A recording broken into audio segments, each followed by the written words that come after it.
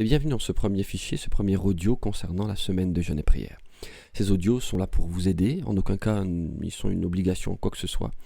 Ils sont là pour vous donner des directives, des directions, mais nous vous encourageons vivement à aussi chercher ce que Dieu a pour votre vie, fouiller dans votre Bible, rechercher à l'écoute du Saint-Esprit ce que Dieu désire vraiment dans les chemins dans lesquels il veut vous guider. Cette semaine ne s'arrête pas une semaine, bien entendu, c'est comme un starter, un démarrage que nous voulons pour plusieurs, et elle se base sur le thème « Je cherche ta face » ou « Je te cherche, ô Éternel », le psaume 34, verset 4. « J'ai cherché l'Éternel et il m'a répondu. Il m'a délivré de toutes mes frayeurs. » Quand on tourne vers lui les regards, on est rayonnant de joie et le visage ne se couvre pas de honte. Mais avant tout, avant de faire un fichier audio qui serait d'emblée un enseignement en tant que tel, je veux juste par ce premier audio mettre les choses bien au point. Être objectif avec nous-mêmes, soyons objectifs avec nos propres vies. Si vous n'avez pas décidé de passer plus de temps avec Dieu et de laisser votre vie, votre agenda prendre le pas, rien ne changera en réalité. Parce que je te cherche, ô Éternel. Cherchez l'Éternel tant qu'il se trouve. Chercher Dieu, ça nécessite du temps, de la mise à part. Bien sûr, on peut penser qu'on cherche Dieu en regardant un film chrétien, en prenant un verset dans les toilettes, en écoutant la louange dans la voiture, en priant le matin vite fait dans la voiture ou au petit déjeuner devant le café. Toutes ces choses ne sont pas mauvaises en soi, c'est pas le problème. Mais chercher Dieu ne trouve pas en ces rendez-vous-là sa définition. Chercher Dieu, cela demande du temps, de la mise à part. Cela demande de faire taire les bruits de ce monde. Ça demande de pouvoir passer du temps avec Christ lui-même. Le Saint-Esprit habite en vous. Et ce temps-là, si vous ne décidez pas de le consacrer à Dieu tous les jours ou toutes les semaines, rien ne changera. Vous pourrez écouter ces audios, vous pourrez même participer à la semaine de jeûne et prière. Il faut derrière de la mise en pratique, de la consécration.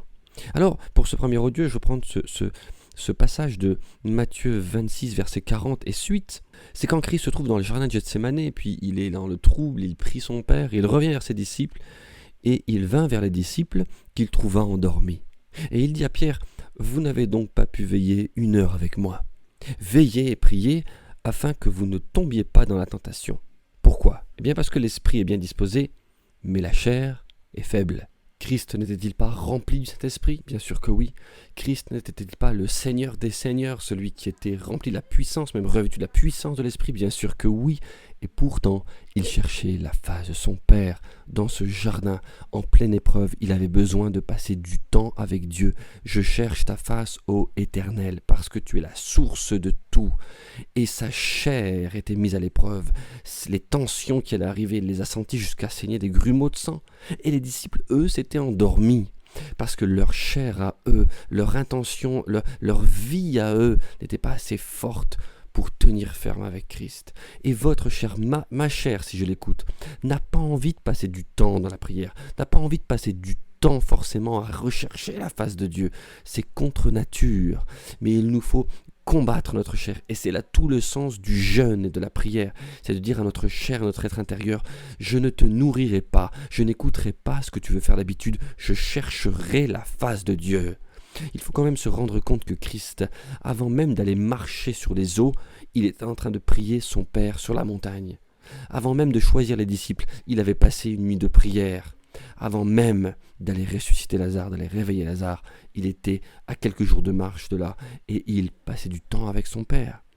La relation que vous avez avec Dieu impactera votre vie comme jamais. Mais pour cela, il faut que vous le décidiez. Avez-vous pris la décision ?